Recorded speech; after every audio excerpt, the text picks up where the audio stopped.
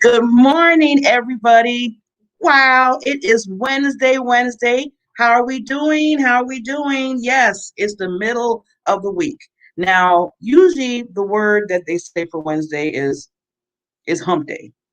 I never liked that. For some reason, I never liked when people said, well, it's hump day.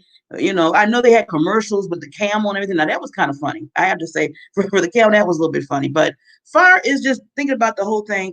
Well, I made it through 2 days. I mean, when you think of it like that. So, you know me, I like to be positive when it comes to everything. So, instead of having the saying hump day, let's just say, let's see, Fabulous Wednesday or Wonderful Wednesday or Woohoo Wednesday, but anything except Hump Day right now. So we're not gonna talk about that. So I hope everybody's doing okay. We're in the middle of the week. I'm excited. It's been so far really wonderful. Just to give you some updates real quickly before we bring on our experts today, because we got to hear from our golden nuggets. Mr. Barry B. Mixon's coming on, and after that, Cheryl Iveson's coming on, and we are going to really, dig in to get some wonderful, wonderful wisdom from them. And really, I just want people to know, like I said, I bring on the experts because they're, I want them to really, they're honing in every week on their gift and what they do and their talents. And I picked certain ones because I know that for this show, I'm trying to bring awareness, I'm trying to be motivation, and I'm just trying to bring, just things that people can learn and educate. Wisdom, like they said, knowledge is power.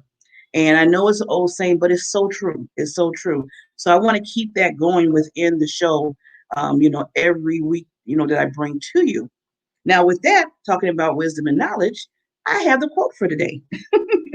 So, from again, my favorite lady, Maya Angelou. I love her dearly, rest her soul. But she dropped a lot of golden nuggets. So, this one related to me this week so far. You may not control all the events that happen to you, but you can decide not to reduce, not to be reduced by them. So let me read that again.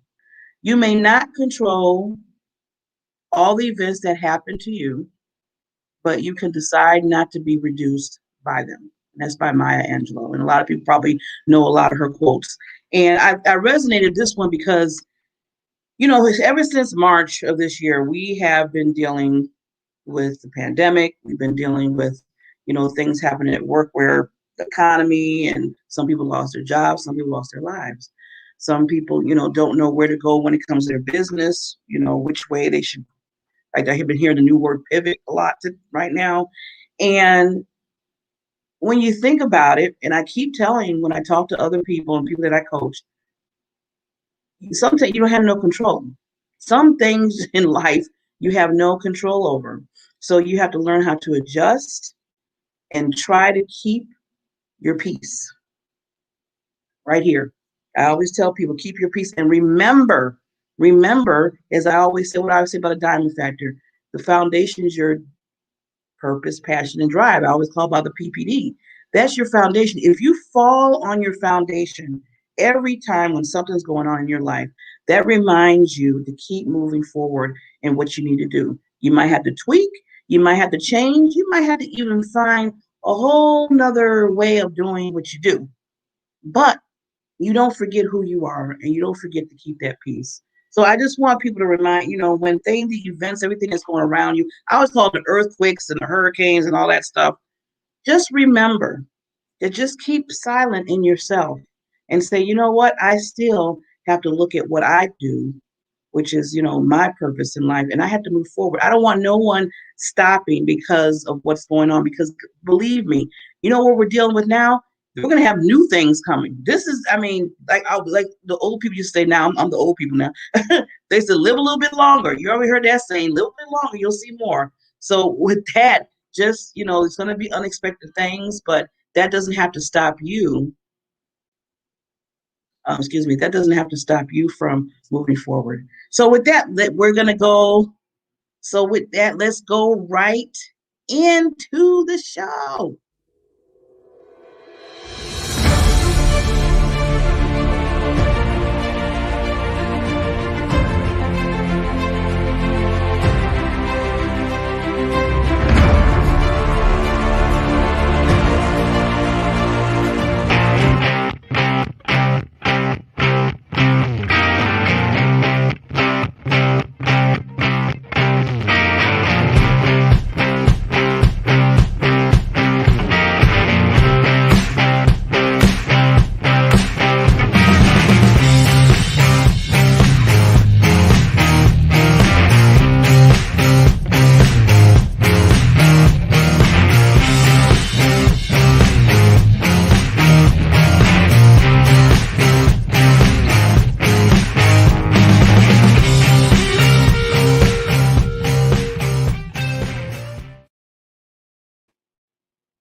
I love every time I hear that. I just love that music. I do.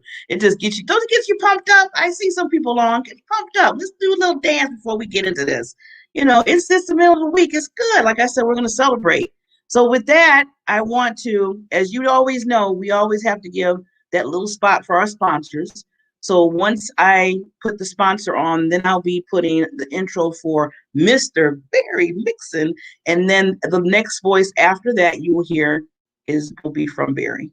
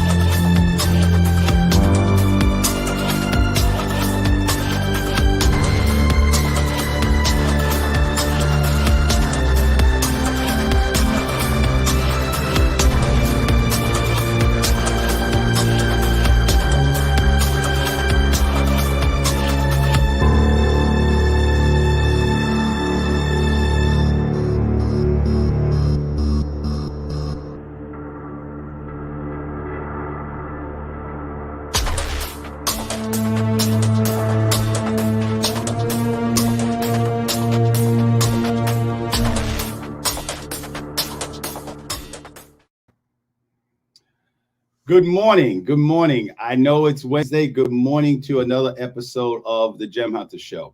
My name is Barry Mixon, and I will be your host during this 15-minute journey into the world of gemology and gemstones and precious metals. When I first started, people ask me all the time, how did you get into gemology? The thing that excited me, not so much how did I get into the profession, but how did I get excited about gemology? The thing that got me, unlike a lot of people, I didn't get into gemology because I had a lot of bling bling. Actually, I was too poor growing up as a child. My mother and father didn't have a whole lot of jewelry. So I always liked gemstones and rings and gold and things like this, but that wasn't the thing that moved me.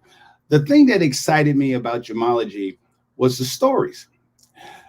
When people wear jewelry, earrings, pendants, rings, and it's beautiful. Gemstones are absolutely gorgeous, breathtaking, but to me, that's just the surface. It's like the tip of the iceberg. The real part of what gemology is underneath the surface. It's in the stories. Gemology is, I like to make the comparison to something I experienced a few years ago. When you go to the zoo, here in Chicago, we have the Lincoln Park Zoo, which is a wonderful zoo. I think it's one of the few free zoos that's still available in the country. Beautiful zoo. And when you walk through, there is this exhibit. You have the big cats.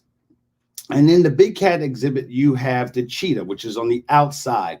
And you have this metal enclosement. And you see on the outside of the cage is this plaque that says the cheetah, the world's fastest land animal. And I think a cheetah runs something like 65 to 70 miles per hour.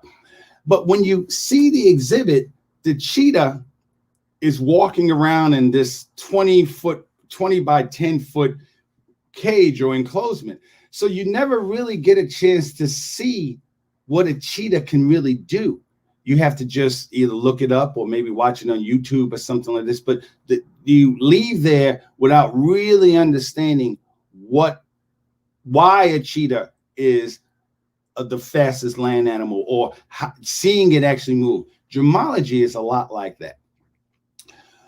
The whole history of mankind really revolves around gemstones and precious metals and fine jewelry. So when I started, and the most important concept that you have to understand about gemology is a thing called gem identification, or gem ID for short. Which is the whole concept or the foundation of what I do as a gemological storyteller and my company, the Gem Hunter, Gemological Appraisals, Storytelling Services, Art, science, history, and magic. When you start to learn gemology, 99% of your time is spent understanding gem identification. What is a gemstone? What is it? You cannot look at a gemstone and just say, and I think I said this before, if it's red, it does not mean that it's a ruby. And I know this for a fact because I usually don't fail classes. I've never really failed classes, but the only class, and the first class I've ever failed in my life, was gem identification. You can look, I looked at a red gemstone, which I swore was a ruby. I looked at the characteristics, I looked at the stats and everything else, and it really wasn't. It was a spinel. And I studied years and years in books about what a gemstone is. Why is it a spinel? Why is it a ruby? Why is it an emerald? And you can't just look at it and describe what that is without understanding where did it come from? How is it made? What is the chemical structure of it? How does it affect the light? You have some gemstones like a diamond that's what's called singly refracted, which means that a diamond, when light hits a diamond, it keeps traveling straight through. It slows down. Yes, the gemstone slows the speed of light. All gemstones do, if it's transparent. And it goes straight through. But then you have some gemstones, which is called doubly refracted, or DR, which means that not only does the light come through, but it slows it down where it actually splits into different rays. When you have a gemstone like tourmaline or tanzanite, not only does it split into 2 rays, it splits into 3 rays. So it changes color, depends on the way you look at it. And which got me to start thinking, if I'm spending all this time studying the effects or the characteristics of a gemstone, shouldn't that be the same situation when you look at people?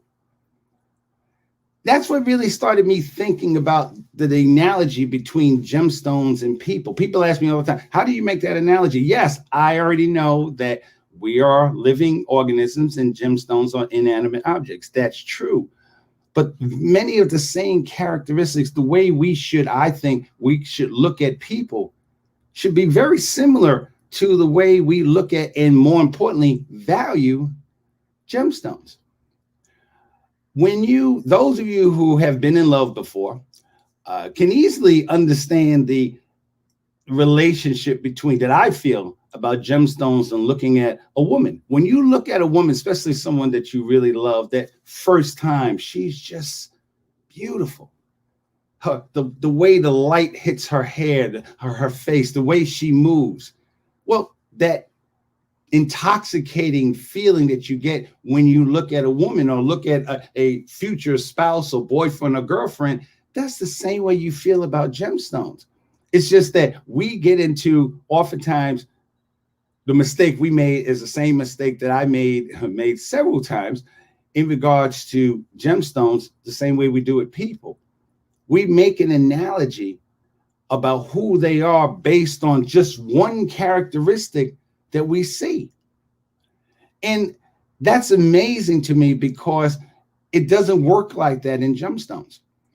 So, and what's really fascinating to me is that some of the same issues that we have a problem with in society right now in this country, we don't have that problem in gemstones. Like for color, this month is November. So those of you who follow gemstones, this is the month of topaz, or for some people, citrine. But so topaz, let's talk about topaz. Topaz is an aluminum fluoro silicate. I know, very fast, doesn't sound very romantic. It has a orthorhombic structure. It has a hardness, it has a hardness of 7 or 8.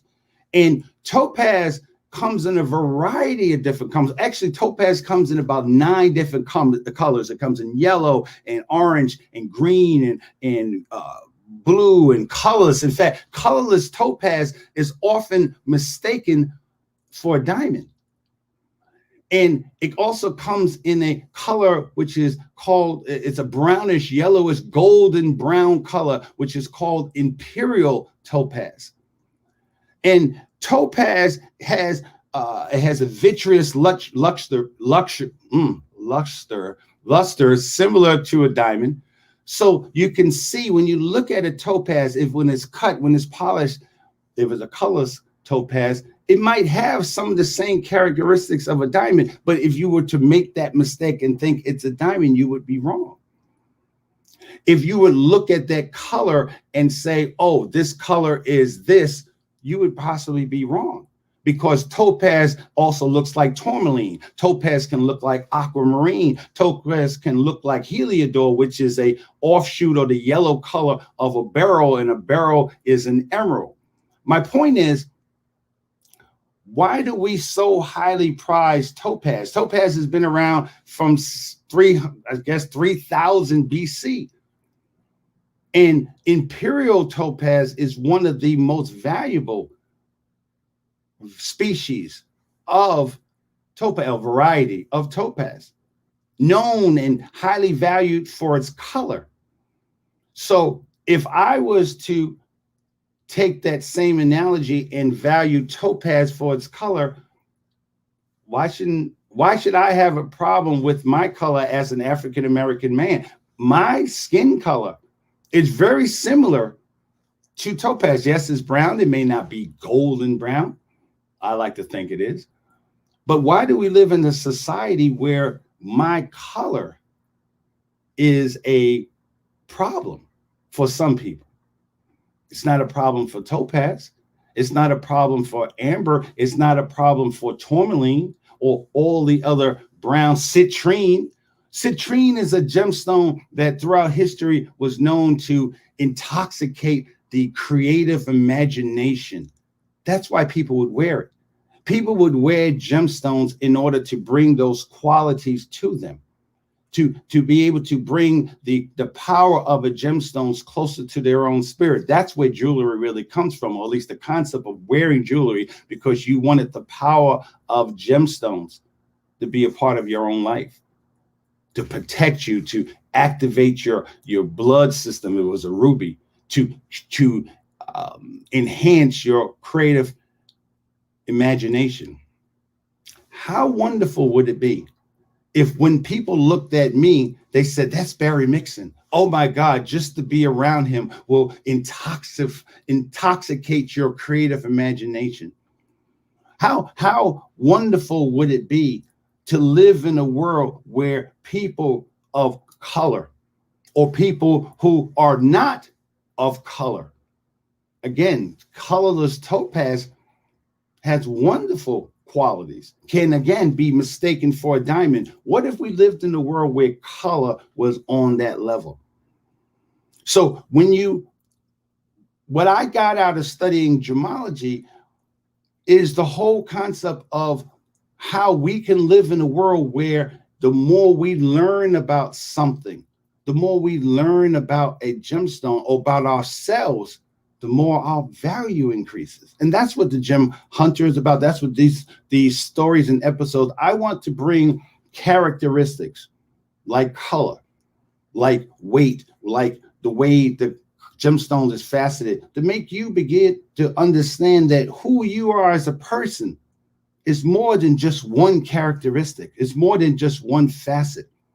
Who you are as a person represents a whole vast array of qualities, and the way light hits you, the way light hits my skin, it's physics. It hits my skin in the same way, or at least in a similar manner that it hits topaz, creating this rich brown color. And when you begin to judge people on that level, or before you judge people, I think that my takeaway, your takeaway from this episode is, I want you to maybe start to think in this very polarized world that the person that you see, that the quality you see does not mean it's what you think it is, because it doesn't mean that in a gemstone. In gemology, it doesn't mean that. And I'm not saying that this person isn't whatever, but you can't judge them just based on just looking at them. Gem identification. How does that person function? If, in fact, if it was a person, let's say like tourmaline or tanzanite, what you see about that person in the office or the store might just be one way. That color that they represent might just be the color that they have, depending on your point of view. The way you looked at that person might be that color, the way the light, the way the energy is hitting them at that moment. If you look at them in a different direction, their color might change. So as Barbara was saying, today is hump day. Let's take today, instead of hump day, let's take today as a day to begin to look at just the qualities of not only just other people, but the qualities of who we are as people.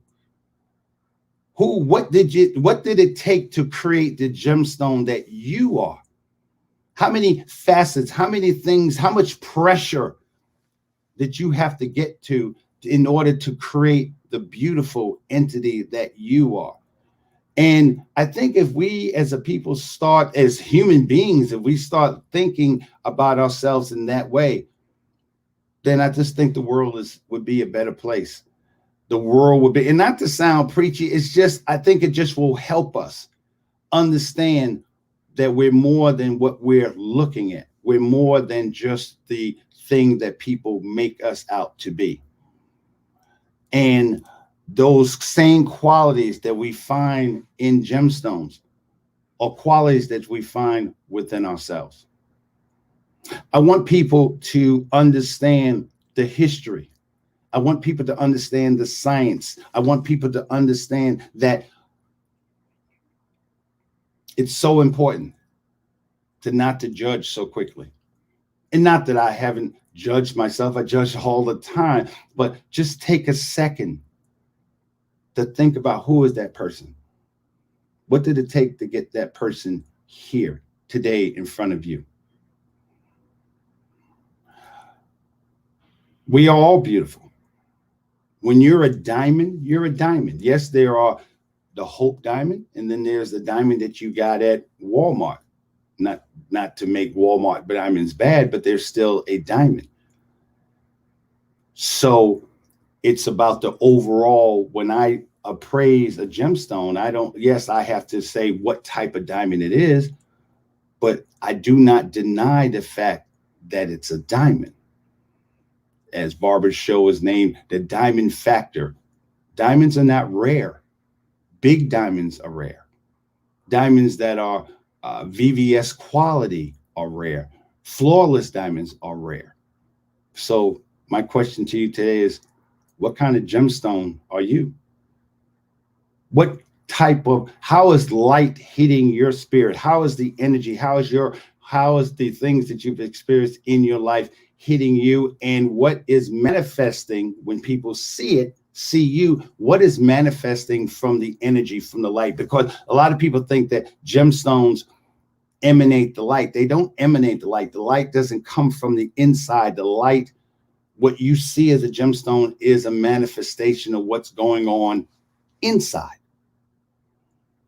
Depending on the molecular structure of that gemstone, in this case, topaz or citrine. Citrine has a chemical, is basically silicon oxide, like sand. But yet, because of the way the molecular structure of citrine, it creates a beautiful brownish, some cases orangish color, which is highly valued for centuries. How are you valued? How do you value yourself? So I want you to think about that. I want you to consider that today as you move through your day, as we move through this thing called the pandemic. What is your gemstone? And ultimately, what is your value? Barbara, back to you.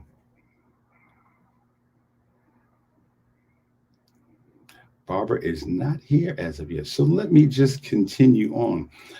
I want people to, my website, my email address is the thegemhunter@mac.com. I would like for people to begin to ask questions.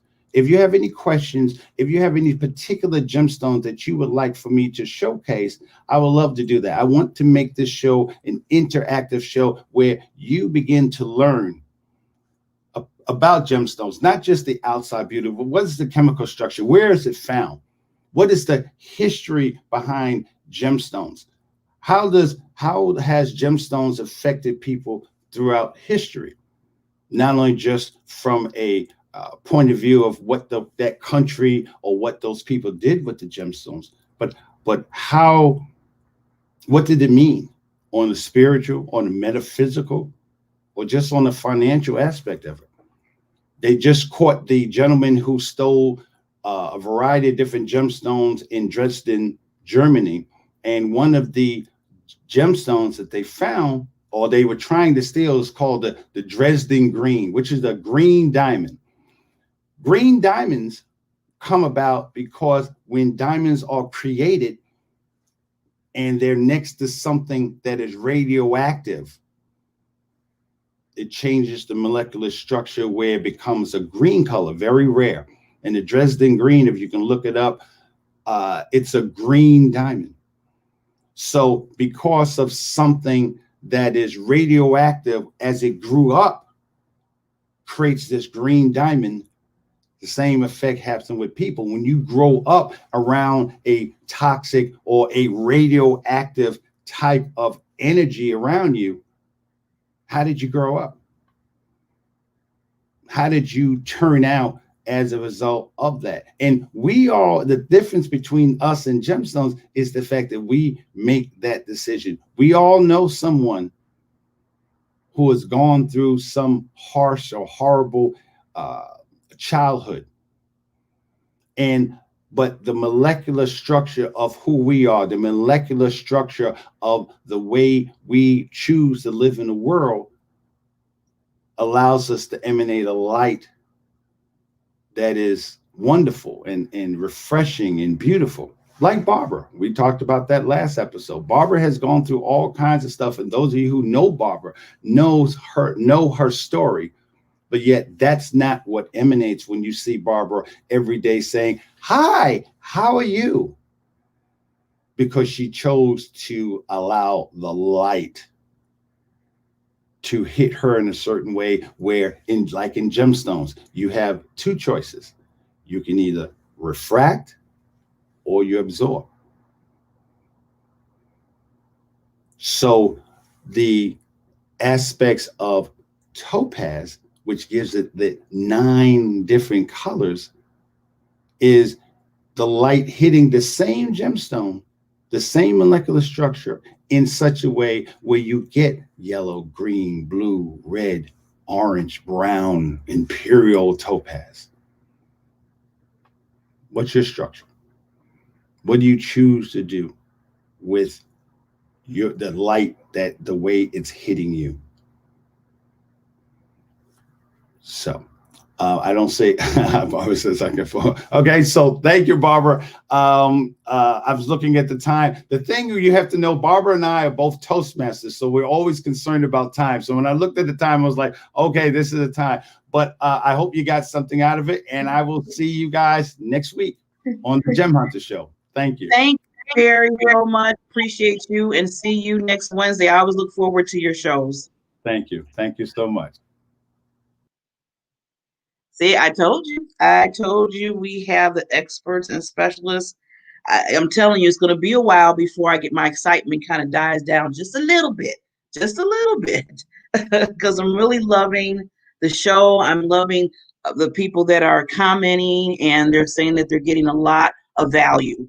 And when I hear that, that just puts a big smile right here on my heart, because that's what it's all about. It's about, like I said, bringing awareness, bringing value, and educating you throughout the shows that come on weekly.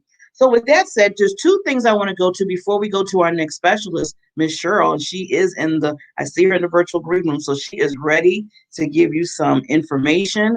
It's Global Diabetes Month this month, and she's coming on every week to give her wisdom and her knowledge and her expertise to us.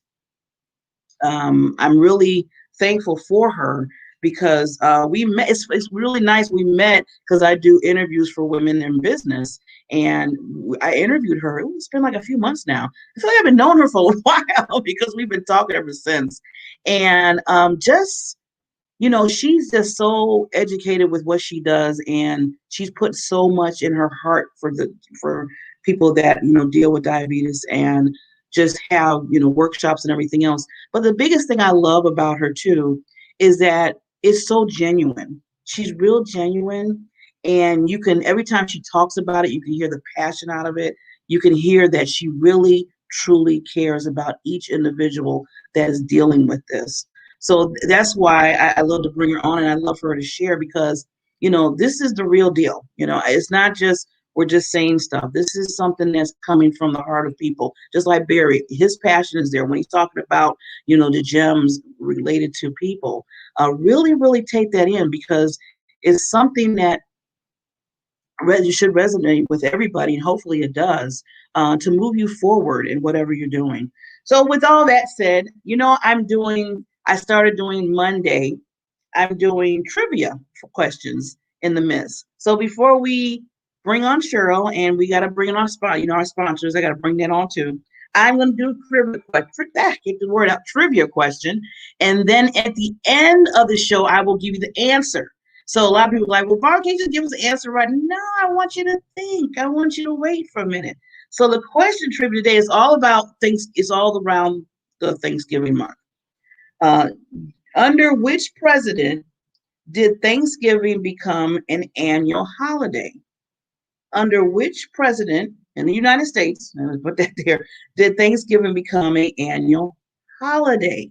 Okay, so we got the juices flowing now. So I'm not going to give you the answer until the end of the show. And with that, let me make our sponsors proud, and then we will go right into Ms. Cheryl.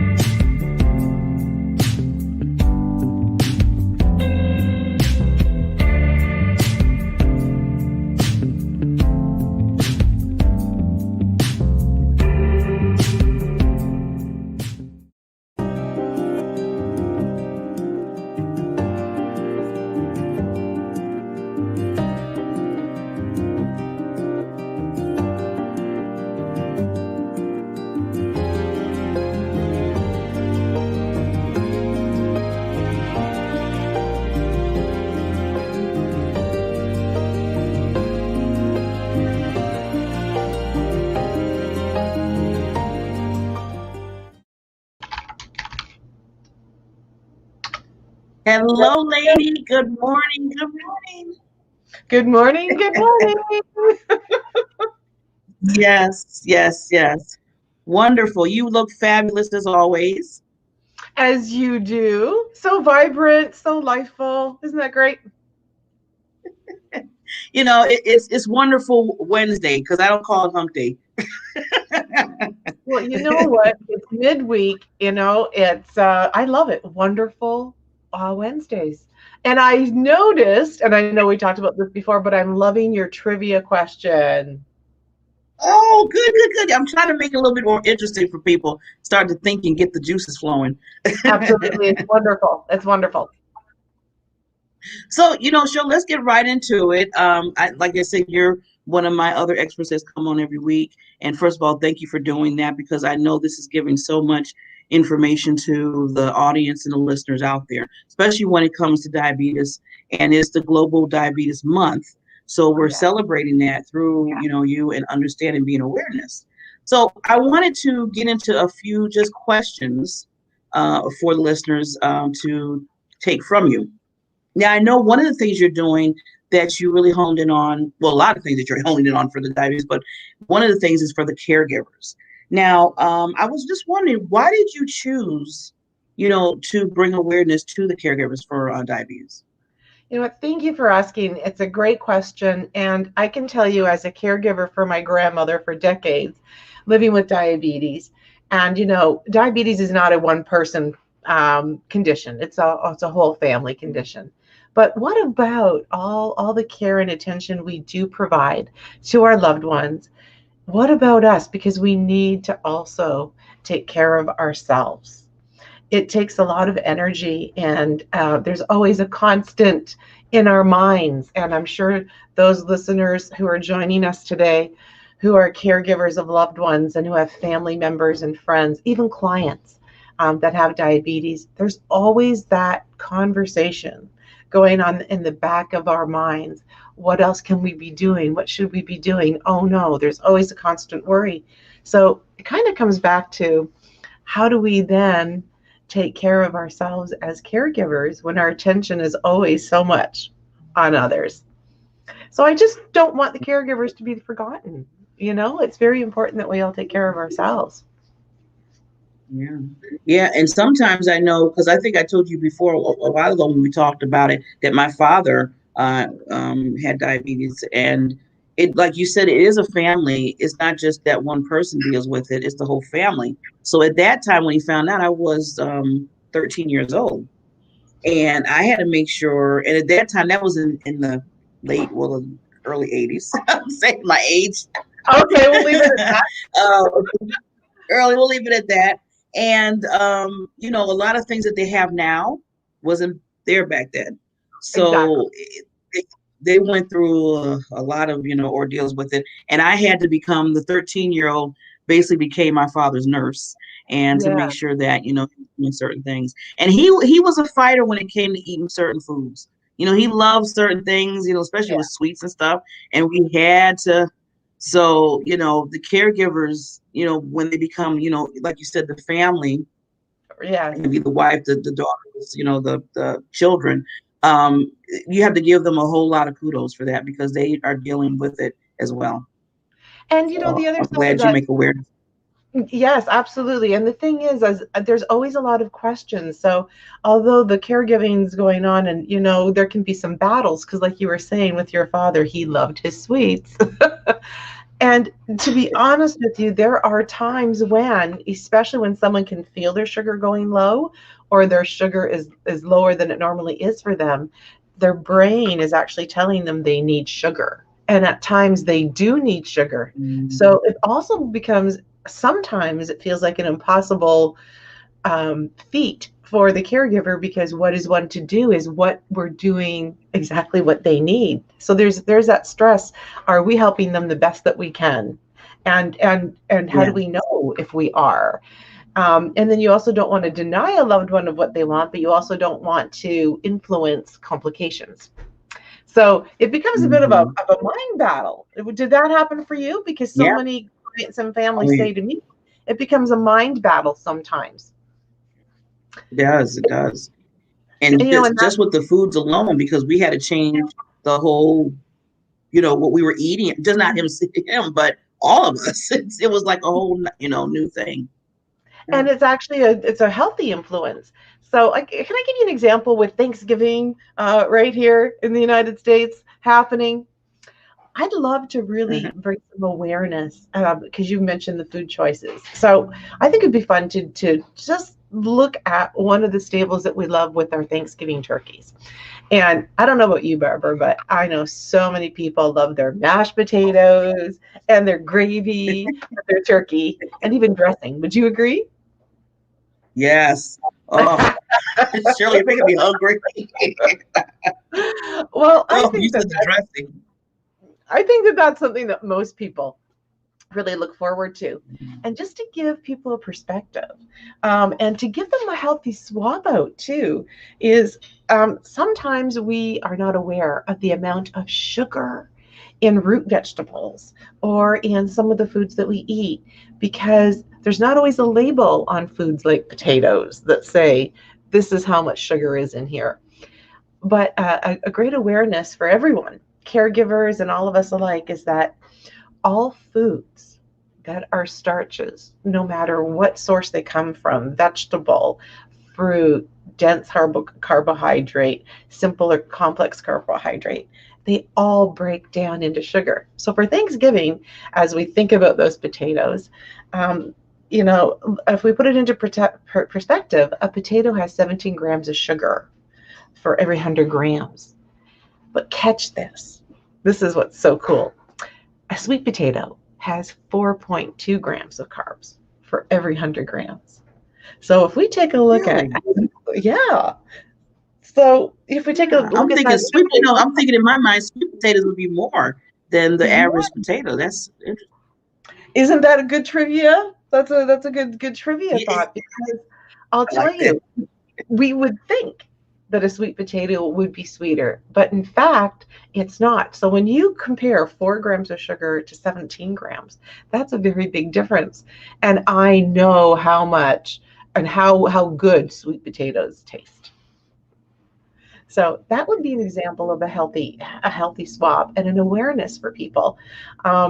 So when it comes to Thanksgiving and holidays, festive times, and even times throughout the week, there are great substitutes that we can use for some of those high producing sugary foods, like potatoes, like our breads and rolls, like our bagels, like the crackers and the pastas. There's so many great friendly things, and that's what we're all about here at Holistic Diabetes Solutions, right? As you know, so Yes. That's really cool.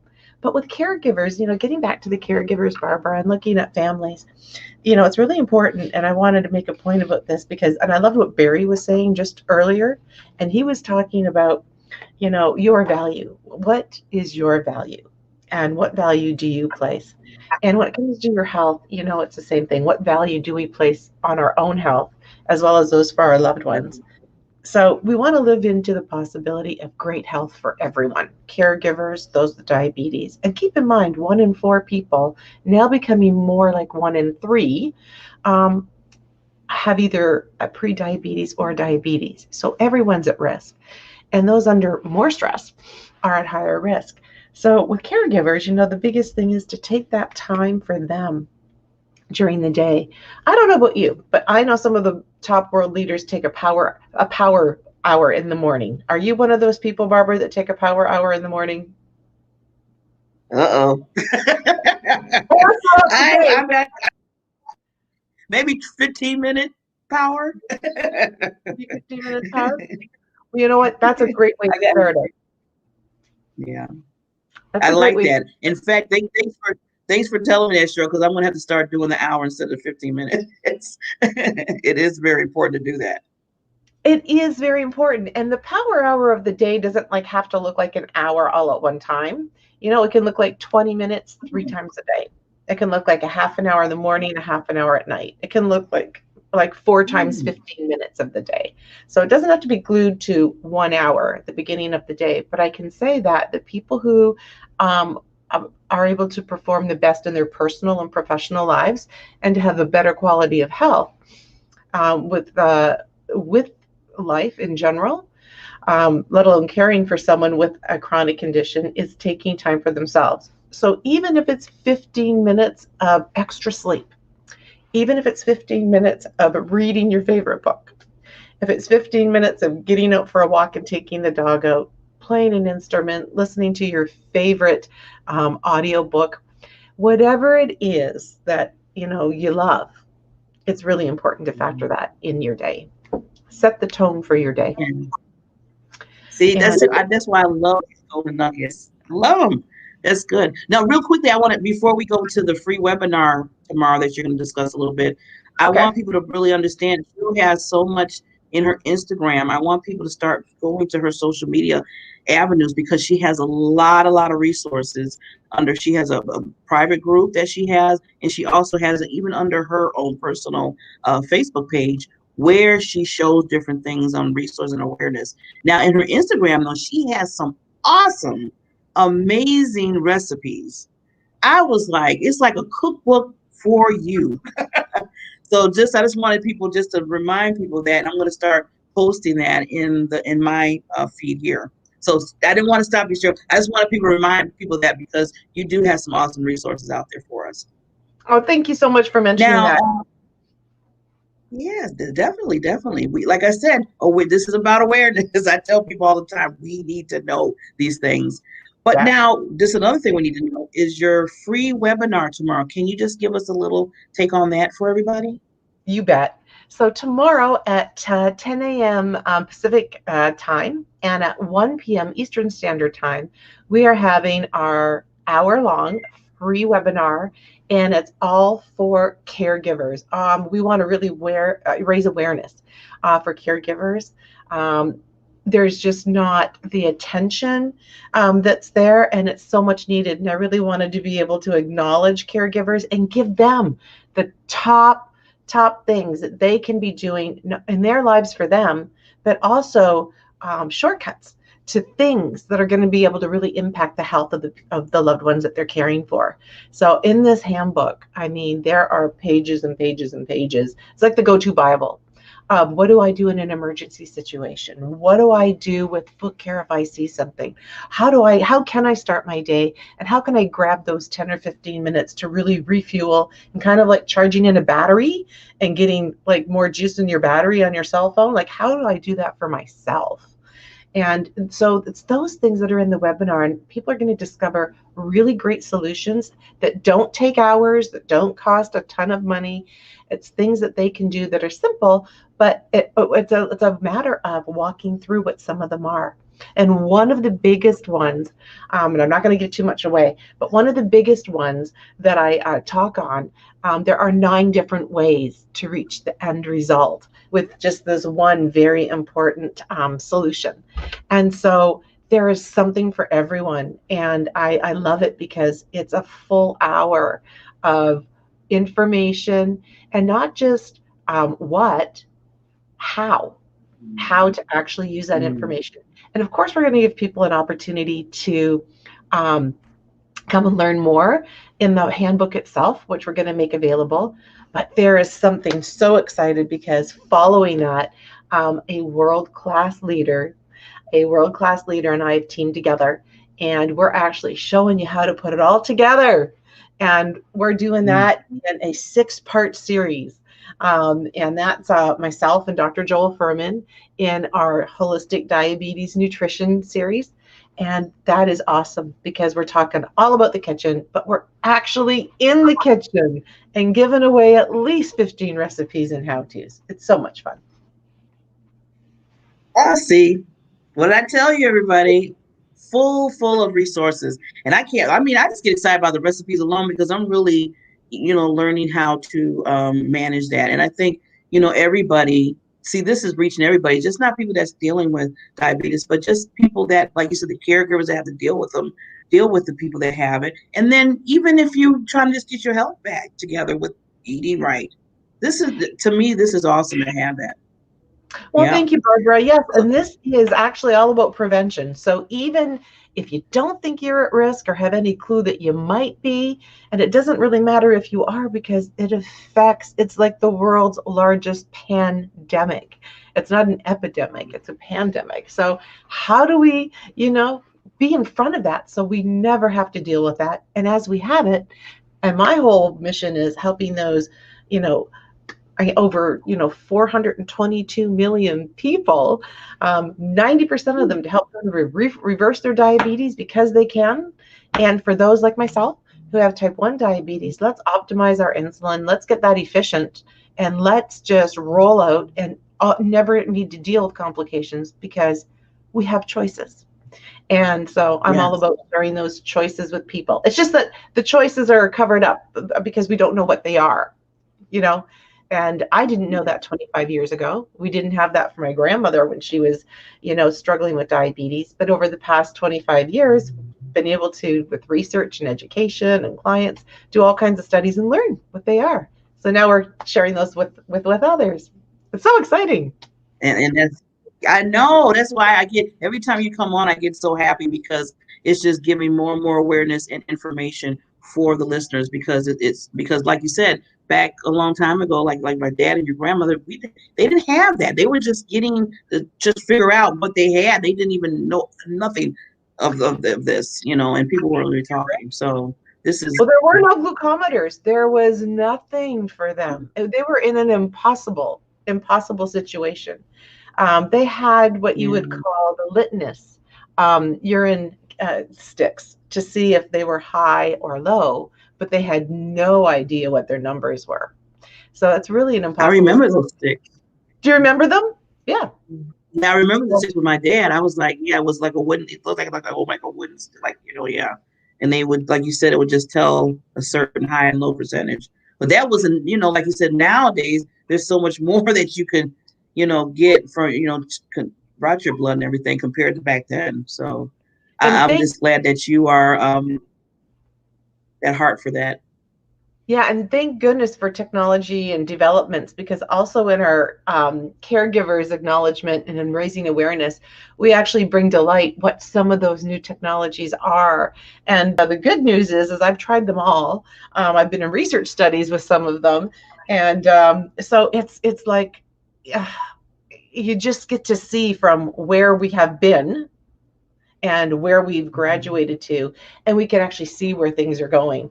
So that's really lovely. And it gives people a sense of peace, and it gives them a sense of confidence, because diabetes and blood sugars are unpredictable, and it's a lot of trial and error. Or if we can identify the triggers, we can work at eliminating them and swapping them out with what is healthy and what does allow for predictable and consistent and that's sugars. The goal. That's the goal. So I would love people to come to holisticdiabetessolutions.com, and that's where they can register for the free webinar tomorrow. Let's show that down there again. I'll keep that on for a while. So I know Shirley was going to get into another thing about tips of hydration, but I know our time. So can we keep that for next Wednesday? We sure can. Absolutely. And I'll actually have a couple of samples with me at the time. Oh, good. Yay. That's wonderful. So Cheryl, thank you again. I'm going to keep this, like I said, I'm going to keep the tickler going so people know to sign up for the webinar, for the seminar tomorrow, for you, because I know it's going to be so informative. So thank you so much. And you have a wonderful day today. And I'll see you next Wednesday. Thank you so much, Barbara. Take care. You too. What did I tell you? I told you that woman has a heart of gold, and she gives so much and works so much regarding, and I call it, I know she has workshops. She's a speaker. She's in the Guinness Book of World. I mean, this woman is amazing, but she takes the time to make sure that she's understanding the whole concept about holistic, healing and everything, because it's so important, especially that people that have diabetes. I mean, like I said, it's not them. It's just what they have. It's like, I had cancer. I don't call that Barbara cancer. So, I always explain to people, that's not you. It's just what you're dealing with right now, that you just have to work it out. It's a challenge in your life, and you work it out, and you get the information, you get the awareness, and you, like Cheryl said, you can reverse it for diabetes. It can be reversed if you work at it and you just do what's needed. So just to give everybody that. Oh, now before I leave, because I know my time is ticking here, I need to give the trivia answer. So real quickly, under which president did Thanksgiving become an annual holiday? So in the United States, Abraham Lincoln. I was a little bit, I thought it would be somebody more current. I don't know. It's just, when I said Abraham Lincoln, I said, oh, okay. See, so we're learning things. So on Friday, I will have another trivia question, regarding the Thanksgiving month. And just to give a little people some more awareness of what you could be having. Again, I left down the holisticdiabetessolutions.com. Please register for that for tomorrow, that Cheryl's going to be having regarding, things about caregivers and the whole information about that. Get the word out, because this is important. Like I said, she built a lot into it, a lot of information, a lot of resources, and you don't have to pay for this. I mean, you don't have to pay for it. So take advantage of that. I mean, really take advantage of that, because there's a lot of information that you can use that it could save somebody that you might know. It might not be a family member that might have a diabetes. It might be a friend, or this might be somebody that you might know. pass on the information to them, especially the people that are caregivers for tomorrow. So with that said, we will see you back on Friday. Remember, I was trying to give you the quote too that I mentioned earlier today, and it was from Maya Angelou. And remember, you may not control all the events that happen to you, but you can decide not to be reduced by them. So, as I always say, things are going to happen in your life, the hurricanes, earthquakes, what I always talk about, but right there, right, your heart, your soul is that foundation. As I always call it, it's a diamond factor. It's called what? PPD, your purpose, passion, drive in life. So remember that, and that will keep you focused because you're thinking about your PPD, not just for yourself, but to always help others. And on that note, I will see everybody on Friday morning. Take care.